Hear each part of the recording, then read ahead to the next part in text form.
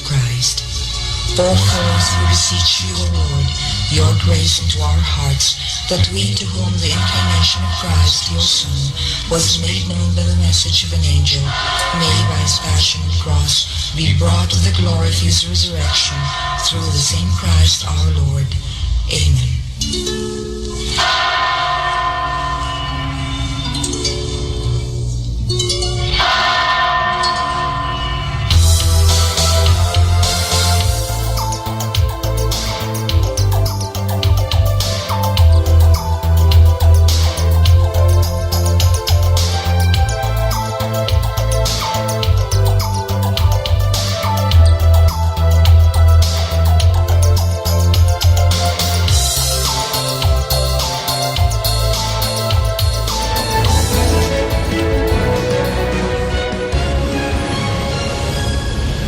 This is Newsnight, where we go above and beyond the headlines. I'm Pia Ontiveros. Tonight on the program, a temporary suspension of fuel subsidy now means transport groups reviving calls for a fare hike increase.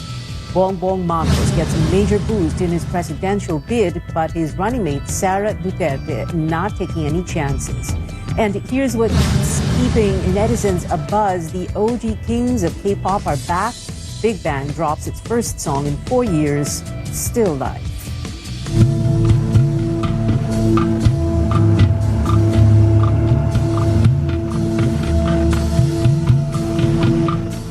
After 12 oil price increases this year, a second rollback took effect today, but it wasn't enough for drivers who bear the brunt of high fuel costs. As Amor Santos tells us, 4 transport groups are pushing through with a petition for a 5 peso increase in the minimum jeepney fare. The second fuel price cut for the year offers little relief to public utility vehicle drivers and operators.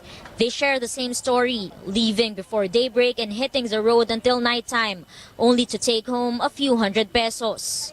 Tulog pa yung manok, nandito na kami, alas 2 ng madaling araw, nandito na kami. Kasi kami, may pila yan eh, kahit makauwi lang kami ng 300, okay na. Aso nga, hindi nakilala. Pag-uwi ng bahay. Di na. Last month, 4 transport groups set aside their petition for a jeepney fare hike as the government promised to double the fuel subsidy and expand another subsidy that partially covers drivers' income for the day. To date, less than half of the targeted beneficiaries have received 6,500 pesos in their Pantawid Pasada cards. Around 27,000 delivery service riders will receive 4,550 pesos each. And still, no lists of tricycle drivers eligible for the cash aid. Nag-aantay lang kung may darating. Sana asikasuhin nila para sayang din yun, di ba? The transport regulator has suspended the payouts, pending clearance from election officials from the ban on disbursements. The Stop and Go Transport Coalition fears it will be another broken promise, but the LTFRB is hopeful it can resume the distribution soon. Yung subsidy ng March, hindi pa nga nabigyan lagi, ilan lang, tapos ngayon, nung month of April, itong buwan na ngayon, sasabihin nila, sustain muna.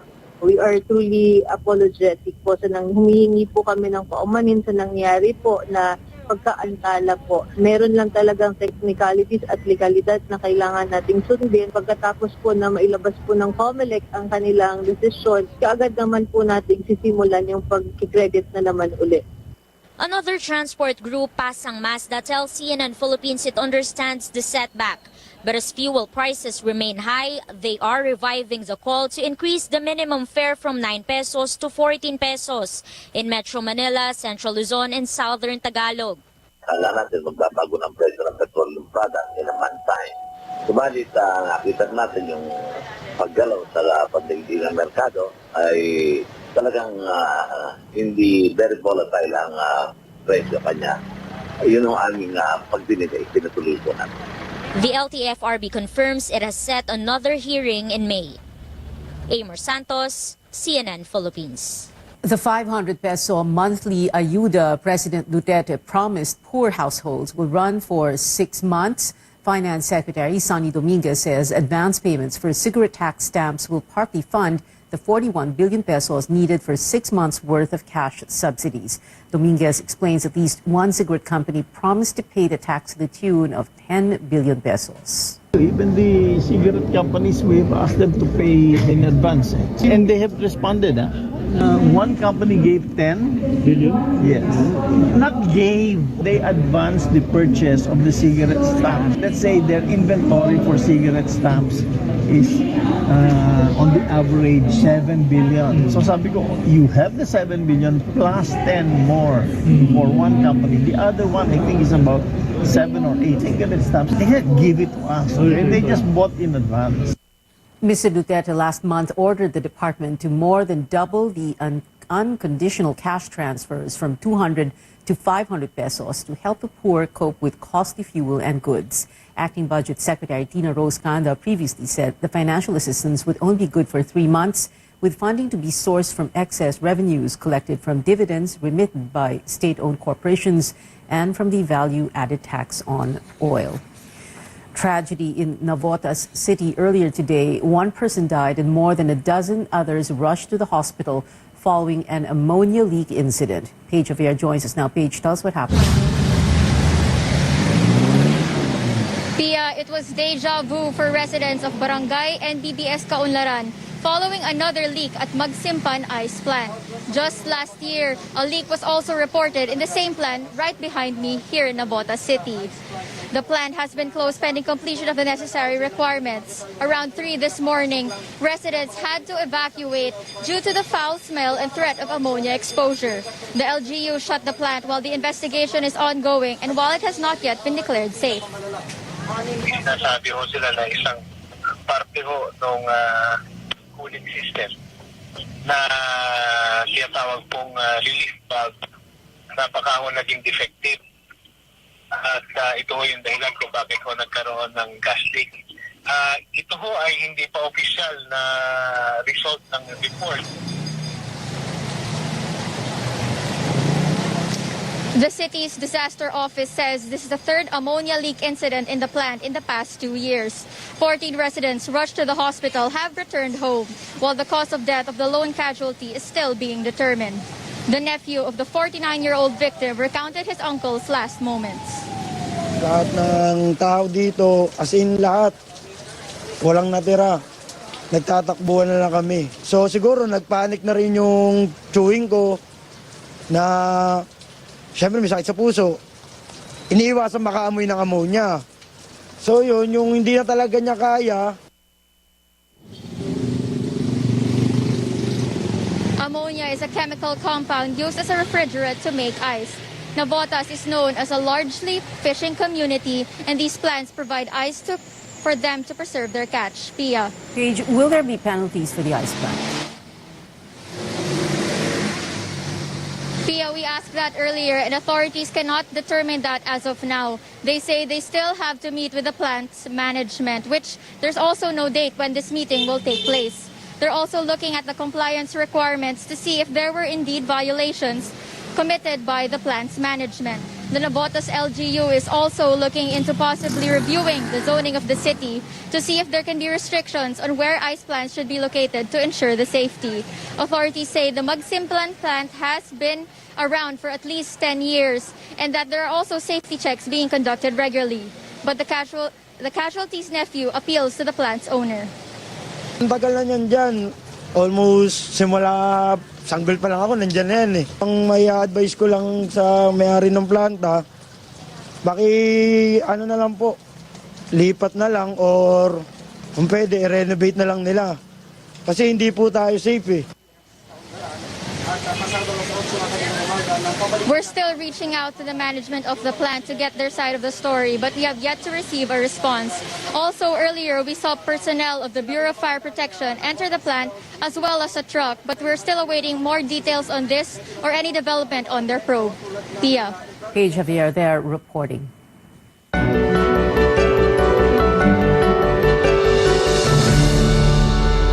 More students will finally be back in school after over 2 years of studying from home, away from their classmates and teachers. Education officials are putting up safeguards to ensure the safe return to in-person classes.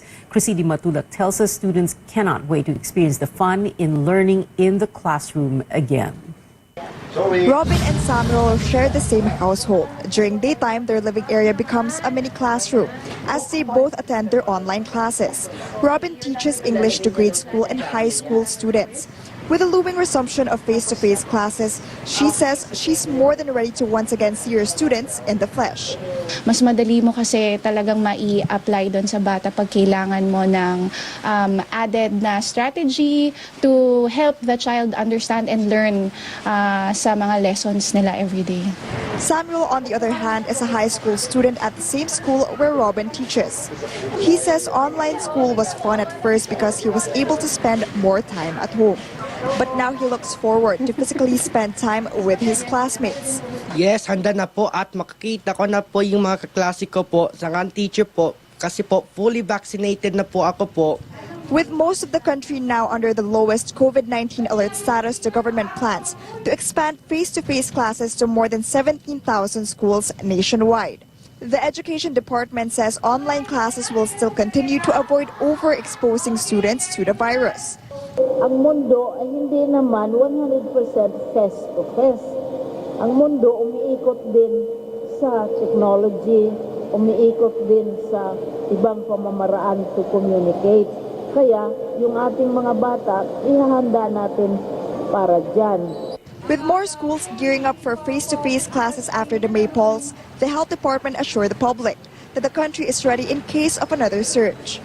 We are prepared for that.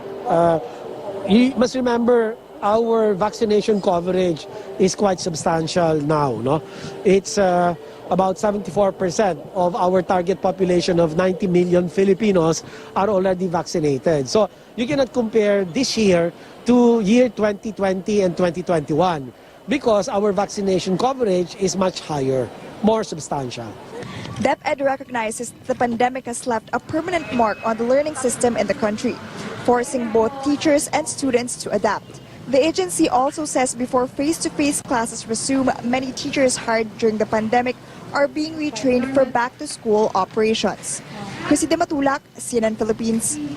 As the country prepares for the new normal, one expert is not ruling out the possible entry of the Omicron XE subvariant. Infectious diseases specialist Dr. Edsel Salvania says the hybrid of two Omicron subvariants, BA1 and BA2, is seen to spread 10% faster than the original BA2.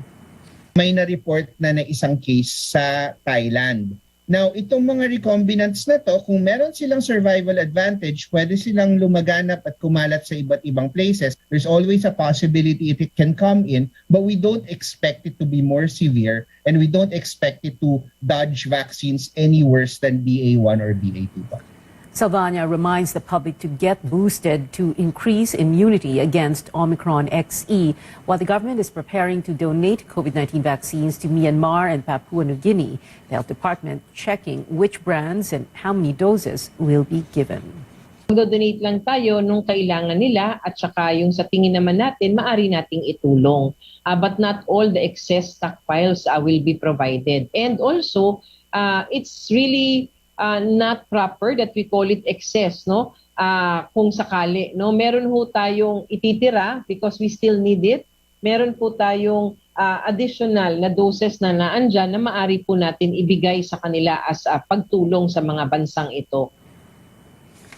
The donation comes as 27 million COVID-19 shots are set to expire in July.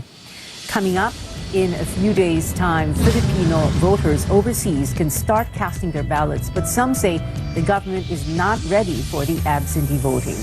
And Converge ICT Solutions formalizes its entry into Asia's first professional basketball league. Details next here on CNN Philippines.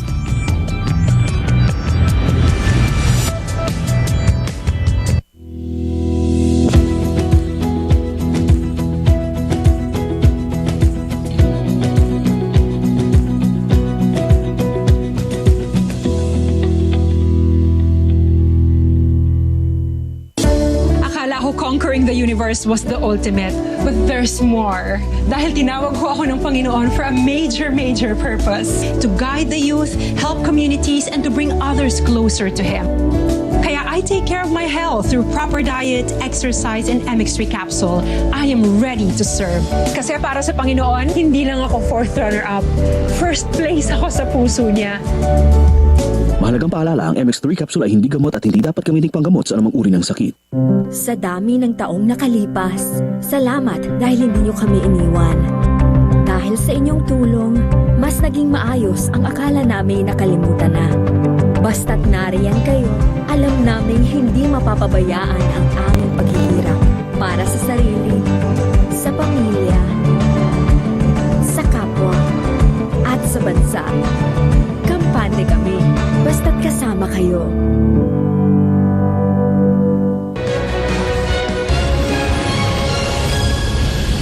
You're watching Newsnight on CNN Philippines. A check on the weather first. A rainy night still for Metro Manila with a low pressure area and the shear line seen to bring cloudy skies with scattered rain showers in the region. It is the same situation for Central Luzon, Calabarzon, Mimaropa, Bicol, Visayas, and Mindanao.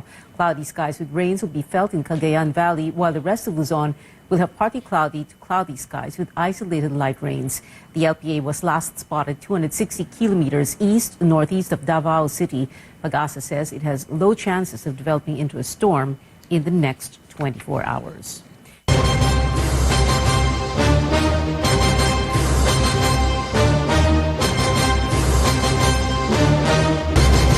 The Commission on Elections says it is all systems go for overseas absentee voting, which begins this weekend. But are the preparations for the month-long voting process amid the COVID-19 pandemic enough? Tristan Nadalo reports. Some overseas Filipino workers are sounding the alarm over what they describe as late preparations on the part of the Philippine government for the absentee voting period. An OFW group in Hong Kong laments the lack of coordination with the Filipino communities, with their situation made more complicated by the surge in COVID-19 cases. Sana nasasabi agad ang mga bara o kung may problema. At syempre, nai-inform din namin yung aming mga members at yung iba pang mga OFWs. So, at napaghahandaan ng mga parties dito yung ilang mga matters regarding sa mga volunteers, such as poll watchers at iba pa.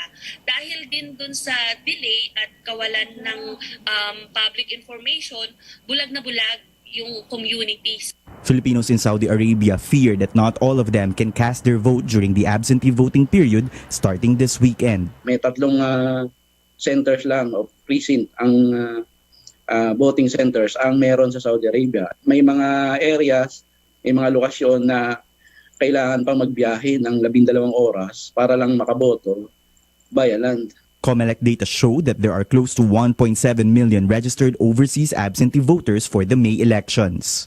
Majority of them are in the Middle East and Africa, followed by the Asia-Pacific region. According to the advocacy group Right to Know, Right Now Coalition, despite the number of registered voters, low turnout can be expected due to several factors. We feel that because the budget cut is significant, this might affect how effective the rollout of the overseas voting. Some will have to fly. That will mean missing a day's work. So some of these things. The other one, of course, this comes at the heels of the pandemic, where mobility was highly limited, and where even in some areas, even the operations of our diplomatic posts at times were limited. Despite the limitations, the poll body says they have sent all the election paraphernalia to various posts abroad. Embassy and consulate personnel have also been trained to facilitate the voting process. Allowances and honorarium for election staff have also been set aside amid a tight budget. Ready na po tayo dahil 100% na po natin nadidispatcha yung lahat po ng mga gamit na gagamitin nila magmula sa vote counting machines at saka doon sa mga balota. At the same time, yung mga iba pa mga election paraphernalia at yung ating mga post, ang ating mga embahada at konsulada kung saan gagawin yung mga botohan ay handang-handa na rin. Lalong-lalo na yung mga staff po natin. Some groups call for budget augmentation for overseas absentee voting. They also call on the government to ensure overseas Filipinos will have the means to take part in this crucial exercise of democracy. Overseas voters can only vote for national positions such as president, vice president, senators, and party list group. The voting period will be from April 10th to May 9th. Tristan Nadalo, CNN Philippines. Former President Gloria Macapagal Arroyo has endorsed presidential candidate Bongbong Marcos and his running mate Sara Duterte. Arroyo, who's running for re-election and is unopposed as 2nd District Representative of Pampanga, asked Kapampangans last Monday to support the tandem, saying the vice presidential bet's father, President Duterte, provided help to the province. But despite endorsements from big political names and high survey rankings, Sara Duterte is not yet confident she and Marcos will win the elections. Confidence, wala po yan dahil we are always running scared. Yan po dapat ang mindset namin dahil hindi po natin, wala pong kasiguraduhan ang pagkapanalo until na-proclaim ka po. A fisher group holds a parade at a fish port in Rizal Province in support of Vice President Leni Robredo and her running mate, Senator Kiko Pangilinan. Pamalakaya says the fishing sector's demand to uphold Manila's sovereignty in the West Philippine Sea and to protect Filipino fishermen in the territory are some of the reasons they are backing the tandem. Pangilinan says while he acknowledges the need for more water sources, the construction of the Kaliwa Dam should not disregard laws and the rights of communities that will be affected. He says the government should not rush the Chinese-funded agreement worth more than 12 billion pesos, adding the project might end up like the government's allegedly anomalous deal with Farmally if not properly studied. The Kaliwa Dam will traverse the provinces of Quezon and Rizal and is expected to deliver 600 million liters of water per day to Metro Manila and nearby provinces. A volunteer group for Manila Mayor Isko Moreno calls on presidential candidates to sacrifice and give way to one aspirant who will go up against survey frontrunner Bongbong Marcos. The group, named Isko Moreno Volunteers, urges candidates to rally behind the most winnable contender based on credible data. You can catch my interview with the head of the Isko Moreno Volunteers, Tim Orbos, later in Politics as Usual at 8 in the evening. We'll also be speaking to Moreno's campaign strategist, Lito Banayo. See you then. Now, the Finance Secretary reiterating that the Bureau of Internal Revenue is still working on collecting the unpaid taxes from the heirs of former President Ferdinand Marcos. Carlos Dominguez also says the BIR is still determining the exact amount due. There are several amounts that have been floated around. There was the amount of originally, I think, 9 billion, and then it became 23 billion, and then now because of penalties and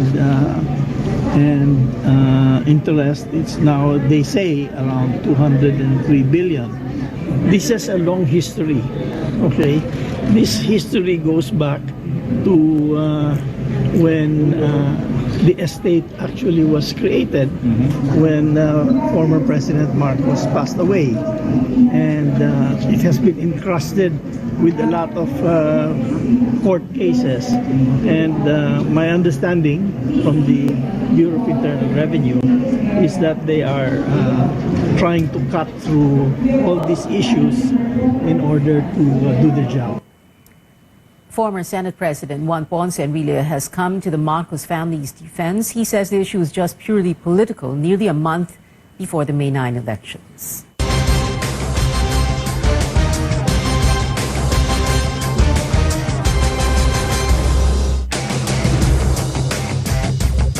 Still on Newsnight, we meet the Converge Fiber Xers, the telco company's team at the Philippine Basketball Association.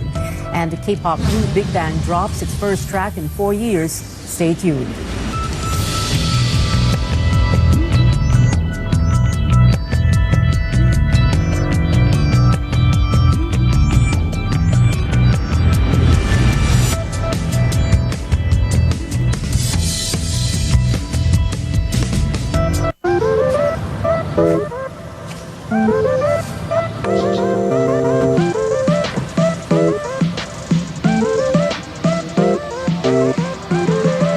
Never-changing signature taste, exciting flavors, and kilig.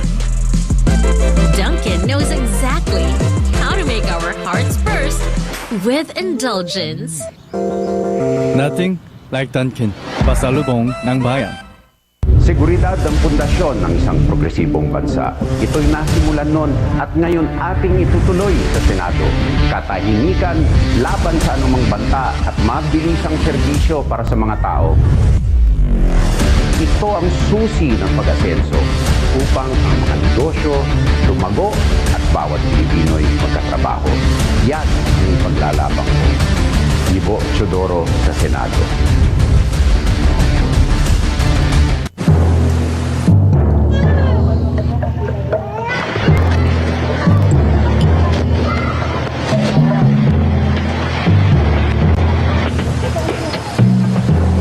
Ang mga residente ay stranded pa rin. Lahat halos ng mga bahay dito ay sira. Lampas tao na yung tubig.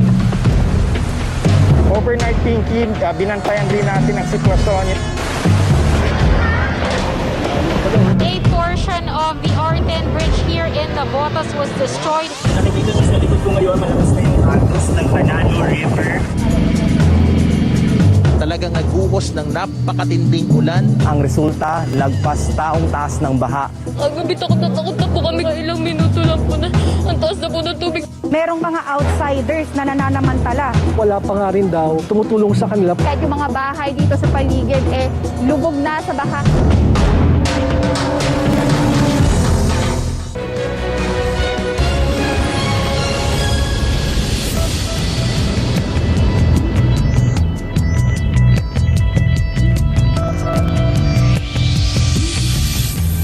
Welcome back. A new team is ready to take the PBA by storm beginning the next season in June. Converge announced its squad will go by the name Converge Fiber Xers in an official launch today.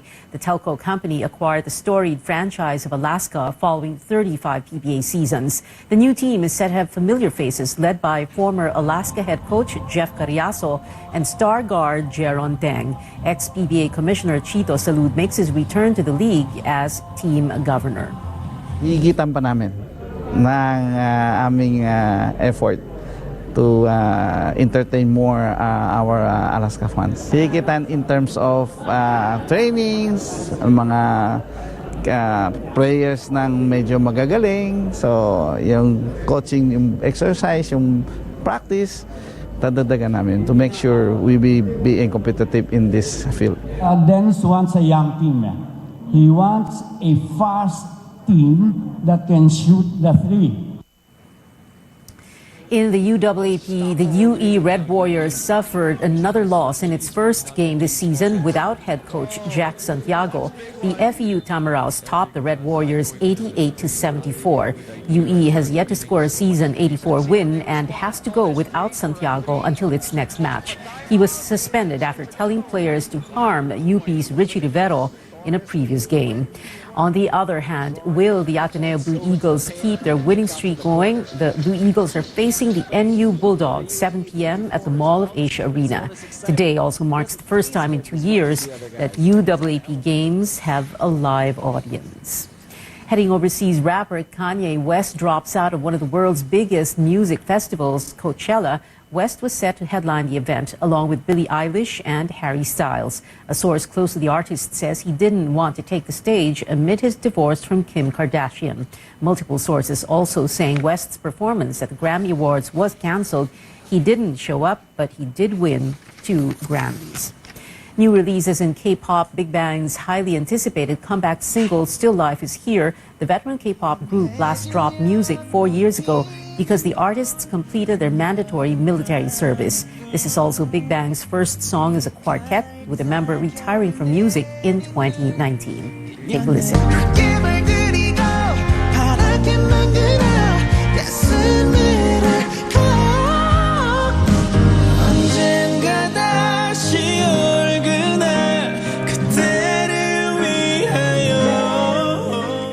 EXO fans have a lot to be excited about too, with vocalist Suho dropping his second mini-album, Grey Suit. This also came with an emotional music video for its rock ballad title track.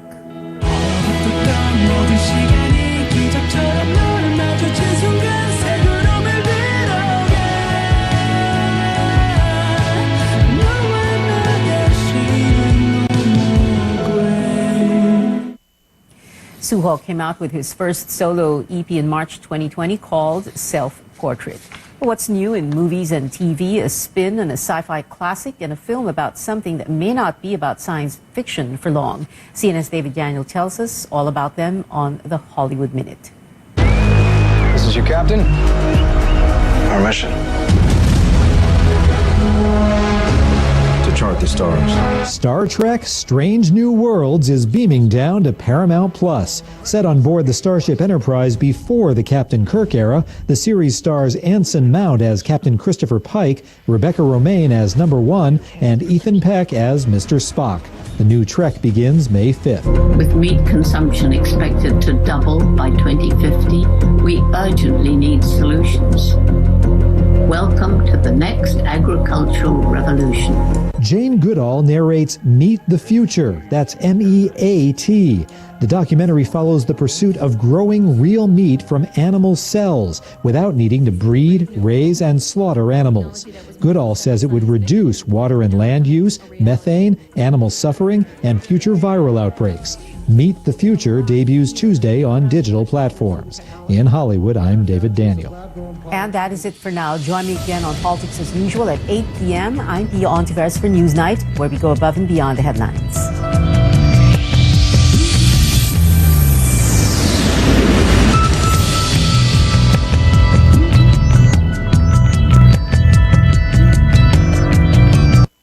This program is brought to you by RPN Radio Philippines Network. DXTD Dipolo Radio Ronda.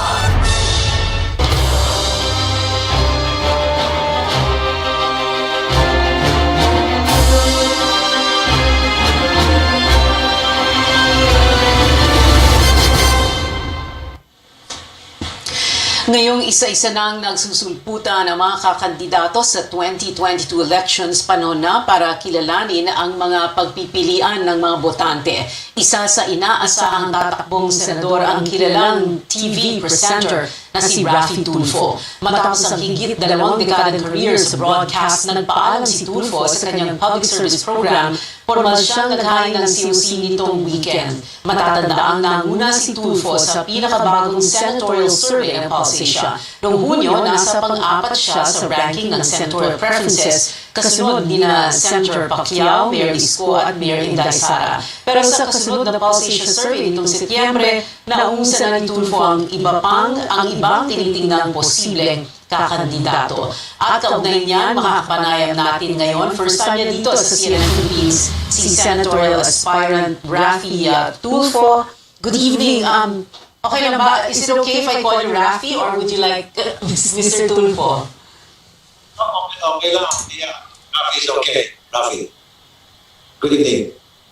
Okay, thank you very much, Raffy, for joining us tonight. So, wow, you tied with Alan Cayetano ranking 1 to 2 sa Pulse Asia September 6 to 11. And then, like we said earlier, yung June survey, ranking nyo is 3 to 6. What do you attribute this to? Is it your, some people say your brand of public service, your brand of justice, getting things done, your, popularity dahil kilala ka, you're a TV personality?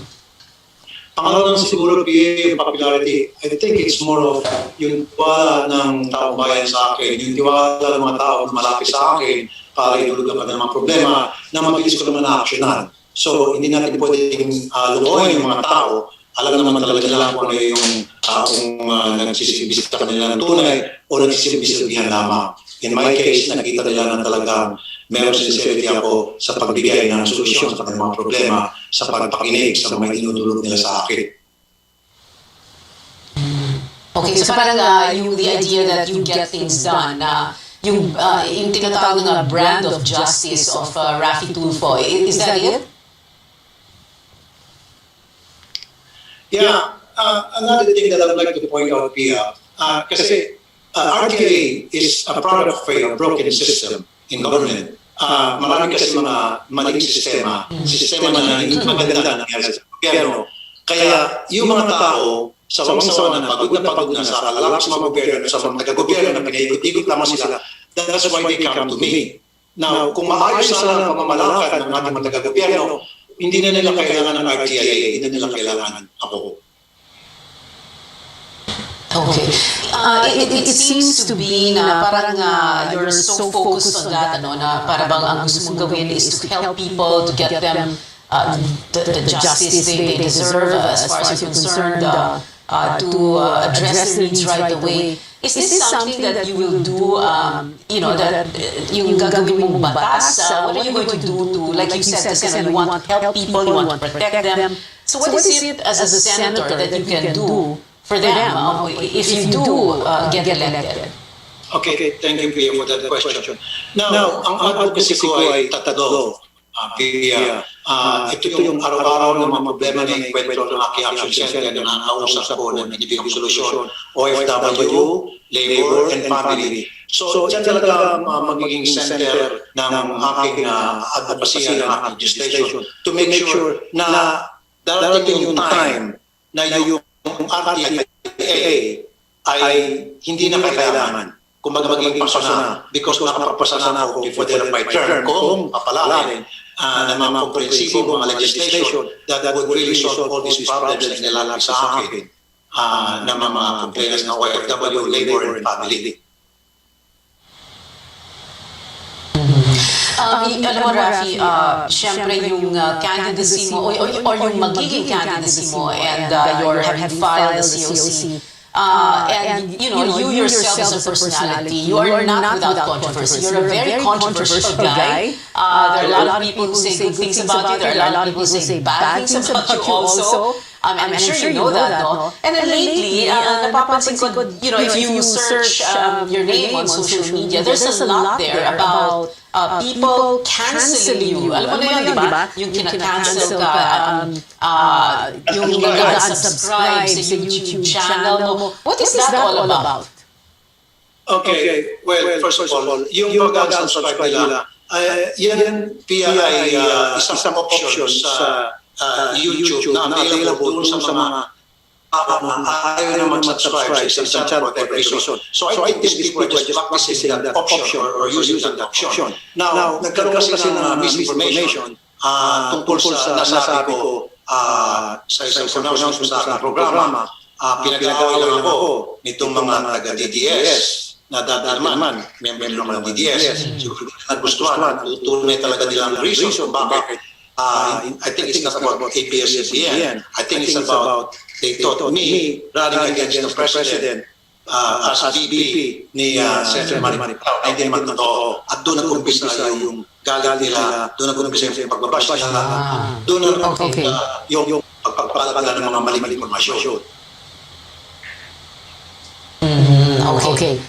All right. I have a few questions, Rafi, before we go to a break. Of course, pag senador ka, hindi ka naman part ng executive branch of government. Therefore, you cannot really run a government and won't be able to implement policy, for example. But, of course, the biggest question today is how the next administration, how the legislature in the next administration will be handling or will want to see the health crisis handled differently. Because of course, ang pinag-usapan, balancing lives and livelihood and lockdowns. So, how do you want to see the health crisis, the pandemic managed better?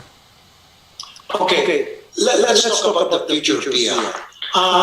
Sa ngayon, nakikita natin maraming mga maliliit na kumpanya, small business and medium enterprises na nagsarahan.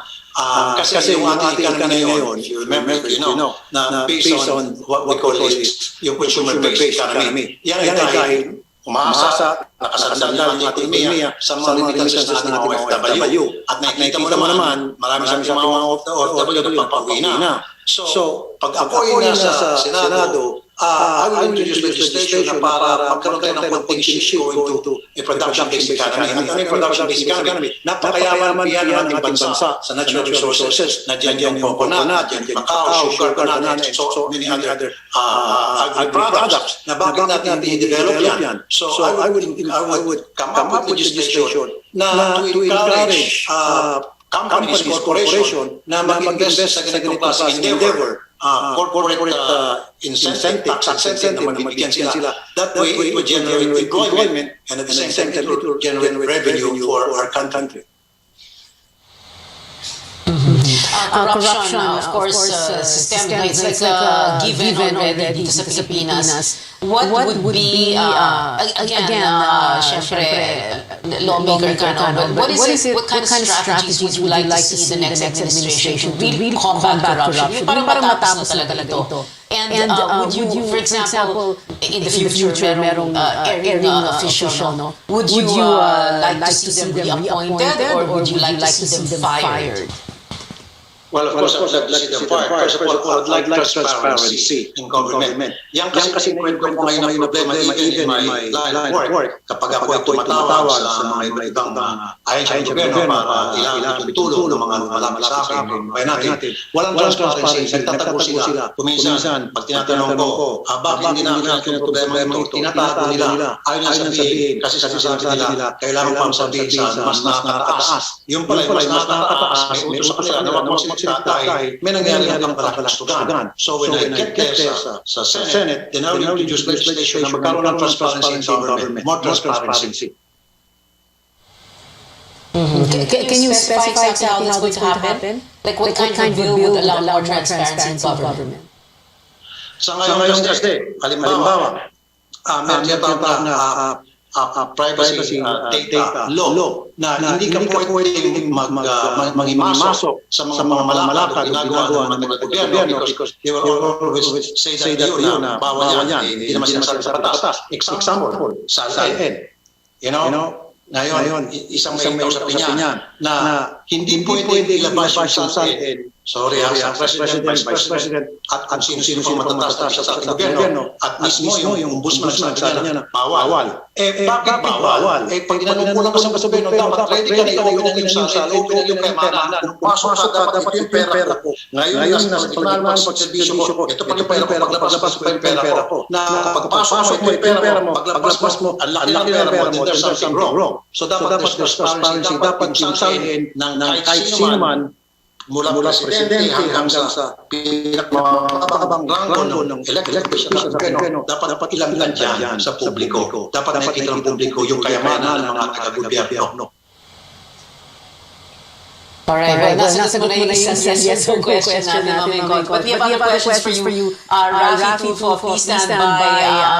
Like I said, marami pa kaming pag-usapan ni Senatorial Aspire Rafi Tulfo. Abangan yan. Dito lang sa news.ph. We'll be right back.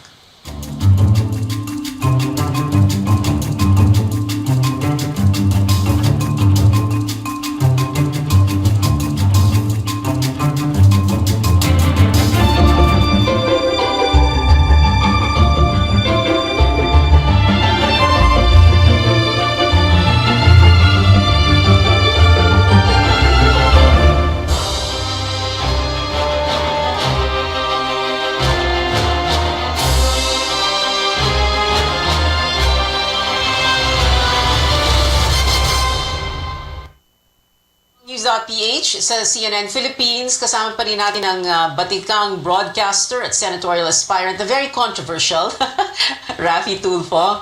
I was about to say Erwin. Kapatid niya kasi naging co-anchor for a long time. But anyway, Rafi, before we go to the yes or no questions, just one last question. Yung yes or no lang mamaya, yes or no lang, you cannot explain. So syempre, one of the most controversial programs of the Duterte administration itong drug war, the anti-drug war. Are you in favor, in the next administration, are you in favor of another ironclad, no-nonsense anti-drug policy? Would you fight the war on drugs the same, or would you want to see the war on drugs fought the same way it was fought during this administration? No. No. Yes. Was that no? Yes, no. Kasi marami It's okay. Hindi naman yes or no question yan. You can explain. You can explain na. So you're saying na hindi pwedeng ganun ulit. Kasi dapat this time magkaroon ng due process. Dapat mag-observe natin yung karapatan-tao ng kahit sino man, whether is a suspect or whether is a criminal. Meron din karapatan siya. At lalo na huwag dapat siyang pinapay. At kung mayroon mang problema sa isang addict, meron naman tayong tinatawag na rehabilitation centers na pwede natin sila ipanahap. Okay. Correct. So you're saying para bang we should take a medical approach also. It's a public health approach din dapat. Ganun ba? Yes.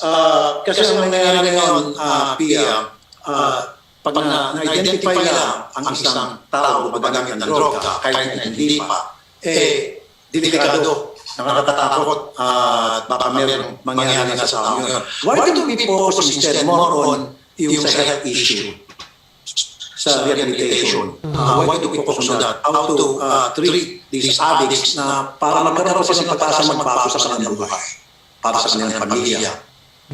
Okay. Interesting to hear you say that. Okay, ito na yung mga yes or no questions. Like I said kanina, yung question about the salad, and you already jumped into that earlier. So there are a few other yes or no questions. Again, like I said, no explanation, yes or no. Do you support lifting foreign ownership limits in the Constitution? Yes. Do you favor the reimposition of death penalty, the death penalty for drug-related crimes? No. Can I add a little bit? Because only the poor are the ones who are convicted. Because the rich people, they get away with it most of the time. Pag may pera ka, natatakasan mo. Pag yung ruby na walang pera, yun talaga yun palagi ang nabibiktima, na nabibiktim. Sila talaga yung palagi nakukulo, kahit walang kasalanan na nakukulo sila. At sila yung nabibitay. Okay. Kaya a little bit. Even in abroad, marami sa mga nasa death row at yung iba na sentensya na nabitay na later malalaman na innocent pala sila. Yan, Amerika na with all the technologies that they have and the kind of investigation that they have, still nakakalusos pa rin doon sa butas ng justice system nila na nakukundi ka sa inosente at nalalagay sa death row. Just imagine dito sa Pilipinas, kami tayo, we're way behind when it comes to investigative system. So, just think about that. Rugi palagi ang nakukulong. Mga yaman nakakalusot. Well, yeah, that's true. No? We have a lot of tinatawag na wrongful convictions also. This next question, although, President Duterte said he's not running for VP, but we never know yet. But the question is, again, yes or no lang ang sagot. Should a sitting president be allowed to run for vice president in the next election? Yes or no? Yes. Yes. Okay. Do you favor resuming peace talks with communist rebels? Yes or no? Yes. Should the country be more aggressive in protecting its maritime interests in the West Philippine Sea? Yes or no? Yes. Okay. And my final question before I let you go, Rafi, and then before you give us some final words, no, you have a party list group, yung ACT-CIS party list group. Your wife is one of the nominees, and together with Eric Yap, right? So, tatakbo ulit syempre ang ACT-CIS, and then if you do get into the Senate, it's like para bang marami kayo, kumbaga, in elective office. What do you think of, syempre maraming batikos pag ganoon, senador, sa isang pamilya may senador, may congressman, may mayor, may party list, ganoon. What do you think of all of that? Pia, ganito yan eh. Why should we let the people decide kung payag pa sila na senador ako at yung wife ko congresswoman na kung ayaw na nila na magkaroon ng dalawang tulfo sa politics, then wag nila iboto sa amin o wag nila iboto kahit na sino sa amin. Now, if they think na magiging capable kami, magawa namin yung aming trabaho ng ayos para sa kabuti ng ating bayan, mga mamayan, then vote for us. Ganun na yun. Kailangan yung taong bayan na mag-decide. Sila mahala mag-isip at mag-decide pag nagkakaroon kung kailangan bang iluklok ang katulad ko at kapamilya ko. It's all up to them.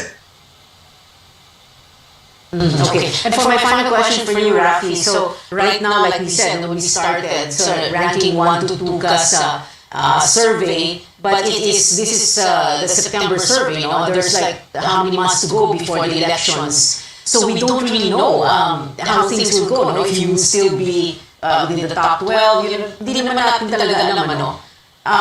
What do you think, how are you going to feel if, for example, by some, stroke of, I don't know what, bad luck or something, biglang hindi ka, you don't make it, no? You don't get into the Senate. How would you feel about that? Okay lang sa akin, ibig sabihin, ayaw ko ng mga botante at kung pagpipilitan sa sarili ko, ayaw nila sa akin. So, no hard feelings. Okay. Maraming salamat sa iyong oras. Rafi Tulfo, senatorial aspirant. Independent pala, no? Independent. Thank you very much for being with us tonight, Rafi. Susunod sa News.ph, Coronation Night sa Miss World Philippines 2021 na puno ng kontrobersiya. Ang buong kwento dito lang sa CNN Philippines.